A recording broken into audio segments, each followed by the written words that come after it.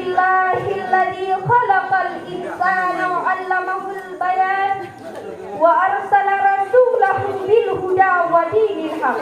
Amma ba'd. Yang kami hormati Abu Pimpinan Dayak Darul Kamaliyah Masjid Raya Kemala, yang kami hormati Dewan Guru, Dewan Hakim, para talabah dan talibin yang telah hadir pada malam yang berbahagia ini. Majelis hakim yang arif lagi bijaksana, hadirin dan hadirat yang berbahagia.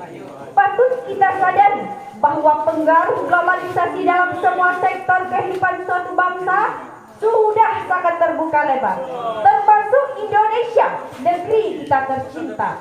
Seperti maraknya persaingan perdagangan dan industri, teknologi informasi, dan agresi asing dalam semua lini, termasuk sumber daya manusia atau tenaga kerja. Bahkan berbagai ekses negatif pun tidak bisa terelakkan. Di antaranya, peredaran narkoba yang sudah sampai pada puncaknya dengan memasukkan sabu bertantan beratnya dengan sindikat jaringannya yang telah menggurita di tengah masyarakat kita. Padahal sebenarnya Indonesia adalah negara besar yang mempunyai jumlah penduduk terbanyak, peringkat keempat di dunia. Kekayaan alamnya, baik yang bersumber dari daratan serta lautan, sangat memerlukan kualitas sumber daya manusia yang cerdas dan kuat untuk bisa mengeksplorasikan beberapa sumber kekayaan alam terbesar di dunia ini. Seorang sosiolog Islam, Ibnu Khaldun, dalam kitabnya Al-Muqaddimah menyebutkan, bangsa yang lemah akan menjadi penonton dan bergantung pada negara maju lainnya.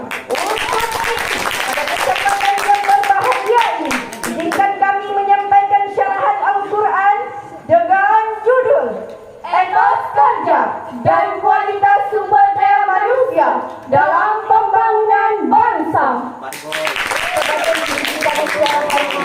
Mari sama-sama kita simak firman Allah sebagaimana yang tercantum dalam Al-Quran surah At-Taubah ayat 10 berikut ini.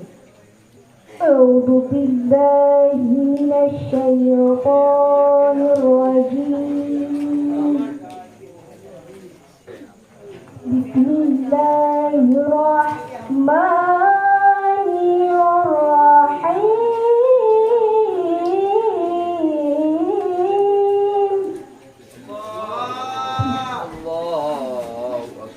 Wa qul ya'malu fasayarallahu 'amalakum wa rasuluhu wal mu'minun wa saturadduna ila alimil ghaibi wasyahadati fayunabbi'ukum bima kuntum ta'malun.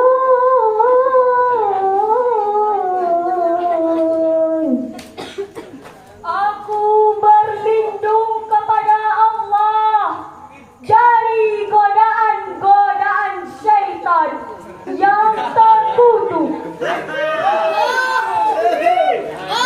Dengan menyebut asmamu ya Allah yang maha pengasih, maha penyayang. Dan katakanlah, bekerjalah olehmu, maka Allah akan melihat pekerjaanmu itu. Begitu juga dengan Rasulnya dan orang-orang mukmin. Dan engkau akan dikembalikan kepada Allah yang maha mengetahui yang gaib dan yang nyata. Lalu diberitakannya kepadamu apa yang telah engkau kerjakan.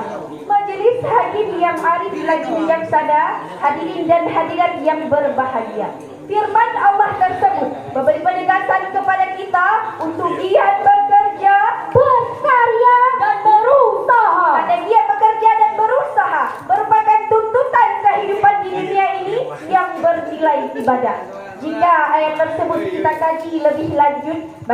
kalimat i'malu merupakan sifat amar atau perintah. Di dalam kitab Al-Mustafa fi Ilmil Usul karangan Al-Ghazali dijelaskan dalam kaidah usul fi al-aslu fil amri lil wujub. Pada dasarnya perintah itu menunjukkan arti kewajiban. Lalu hadirin, dalam tafsir Kementerian Agama Republik Indonesia yakni pada jilid 4 juz 11 halaman 201 sampai 202 menjelaskan bahwa yang dimaksud dengan kalimat ya'malu merupakan amal saleh yang dilakukan manusia dan disaksikan oleh Allah, Rasulnya beserta orang-orang mukmin. Dan kalimat fayunabbi'ukum yang artinya Allah akan memberikan ganjaran atas apa yang telah manusia kerjakan selama hidup di dunia ini. Jika kita cermati lebih jauh, dalam Islam, perintah bekerja selalu diseimbangkan antara kepentingan dunia maupun kepentingan akhirat. Sebagaimana yang telah diterangkan Rasulullah dalam hadisnya yang diriwayatkan oleh Ibnu Asyakir dan Anas. Laisa bi khairikum man tarakat dunyahu lil akhirah wala akhiratahu li dunyahu hatta yusiba jami'an. Fa inna dunya balahun ilal akhirah wala takunu kullai alan nas.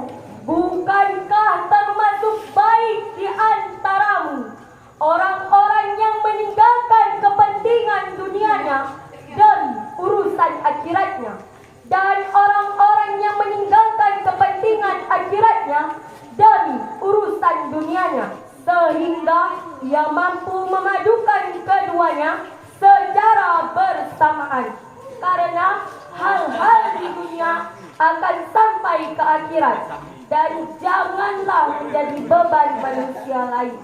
Saudaraku, seiring dengan hadis tersebut serta sejalan dengan tekad dan cita-cita bangsa Indonesia untuk mewujudkan etos kerja yang tangguh, maka dibutuhkan sumber daya manusia dengan kualitas, berdaya saing, berwawasan luas, dan berintegritas.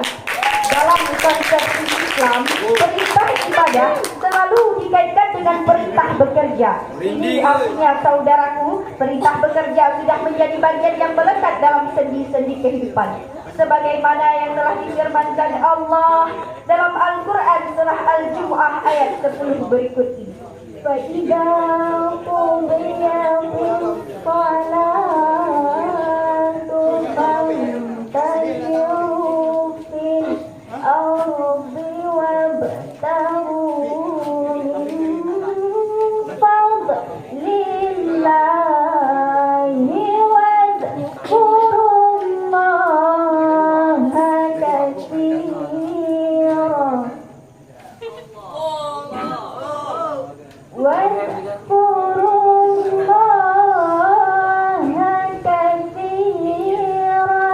لعلكم تفلحون.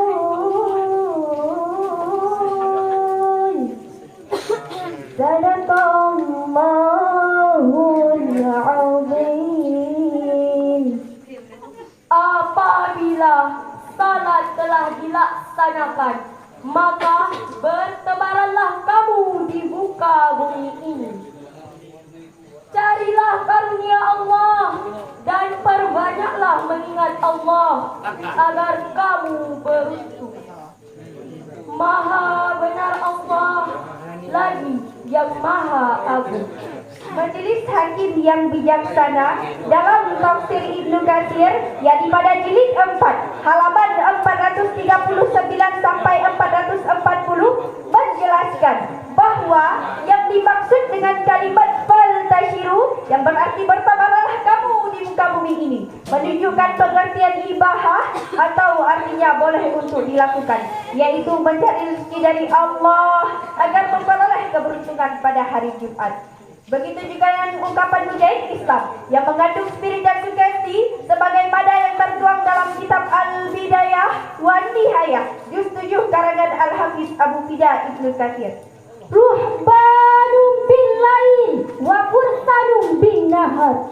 Jika malam bagaikan rahim-rahim yang taat beribadah, namun Jikalau sang fajar menyingsing, laksana serigala bersimbah palu, berbuah keringat, menunjukkan segala potensi untuk bertanda.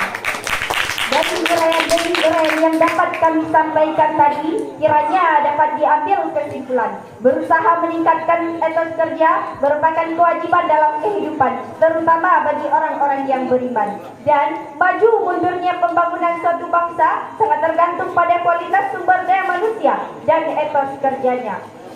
Siapa yang tidak mau menambah ilmu pengetahuan, silakan tidur dalam keterbelakangan. Siapa yang enggan untuk meningkatkan skill atau keterampilannya, siap-siap meratap dalam pengangguran. Siapa yang lemah etos kerjanya akan dikilas oleh kemajuan sama. Mari sama-sama kita hayati senandung syair berikut ini. Bangkitkan etos kerjamu, menggapai negeri yang maju. Sekarang tanggung jawabmu, sing-singkan lengan bajumu. Ayo bekerja, ayo berkarya dan berdoa, satukan asas, gapailah kita untuk membangun Indonesia. Wabillahi taufiq wal hidayah. Assalamualaikum warahmatullahi wabarakatuh. Waalaikumsalam warahmatullahi wabarakatuh. Peserta barusan tampil tadi dengan pensyarah Tengku Fatini Amara, alamat Cut Nuran, tilawah Tengku Fataya Humaira, alamat Mane. Suri tilawah Tengku Fisya Al-Fasyah Putri, alamat Ring, perwakilan kelas 2 PIA. Peserta yang memegang nomor